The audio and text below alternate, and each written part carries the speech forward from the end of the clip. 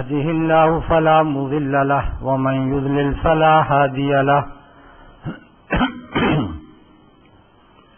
وأشهد أن لا إله إلا الله وأشهد أن محمدا عبده ورسوله أرسله بالحق بشيرا ونذيرا بين يدي الساعة من أطاعه فقد رشد واهتدى ومن عصاه فقد ضل وغوى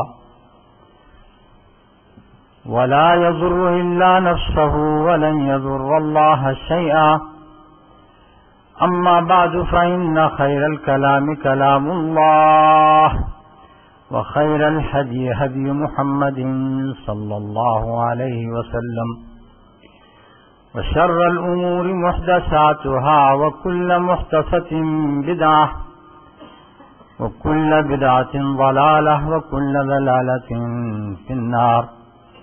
أعوذ بالله السميع العليم من الشيطان الرجيم.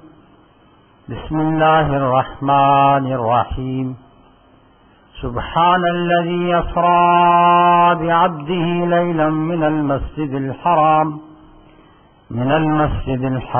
إلى المسجد الأقصى الذي باركنا حوله لنريه من آياتنا إنه هو السميع البصير.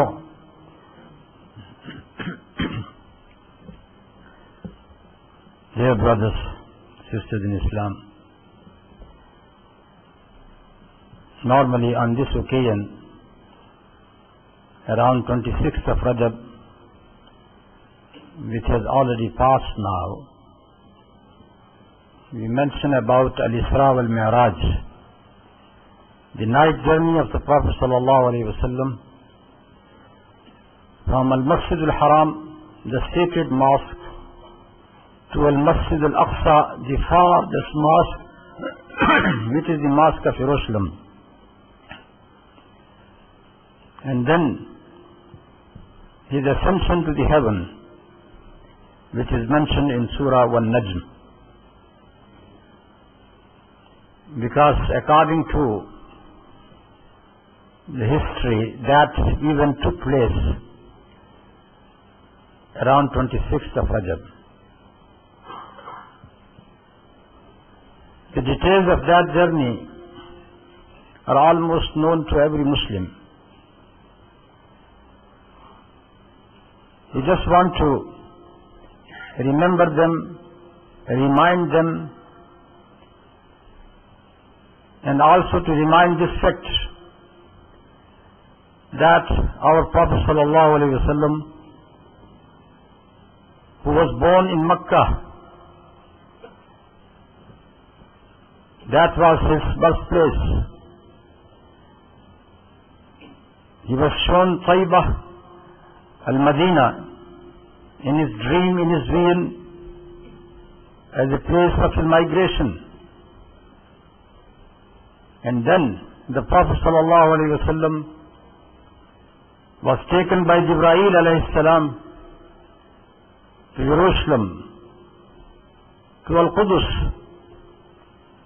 just to show that wherever the feet of the Prophet ﷺ is touched, that place is sacred. That place belongs to the Muslims. That place is going to come under the rule of the Muslims. That was the lesson of the history. And any claim by any authority to that sacred place which is known as Jerusalem, other than the claim of the Muslim, is totally invalid. That is a place where the Prophet ﷺ has led the prayer. Behind him were all the prophets of Allah subhanahu wa ta'ala. On the night of ascension, Allah subhanahu wa ta'ala brought them and they prayed behind him, just to show that this place, though it was also touched by Dawood alayhi salam by Sulaiman alayhi salam and by some other prophets after him, including Isa alayhi salam. But the Imam of them, the leader of them, that was our Prophet Muhammad sallallahu alayhi wa sallam. This place is sacred and it should remain sacred. Never ever the Muslim have claimed that other faiths are not allowed. Even when Sayyidina Umar radiyallahu ta'ala anhu conquered Jerusalem and the treaty was made with Siphianus, the Archbishop of Jerusalem at that time, inside the Cathedral of Resurrection, Kanisatul Qiyamah. It was time of the prayer, and Sayyidina Umar did not pray inside the cathedral, only to show that if I pray therein, Muslims might claim that this is a mosque. So he came out and at a distance he prayed the prayer, either Zuhr or Asr, and that is a place where now stands a small mosque which is known as Masjid Umar ibn Khattab.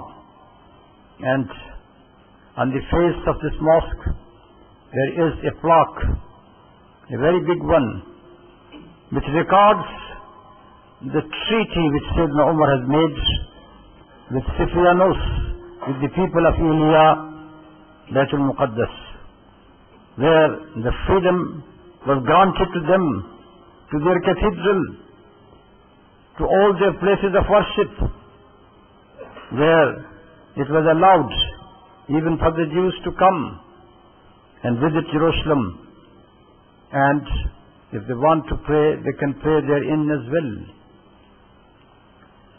So the whole place is a sacred place, and even the wall which is known as Wailing Wall, and it is claimed that it was a part of the temple. That is historically wrong. The temple has been destroyed twice in the history.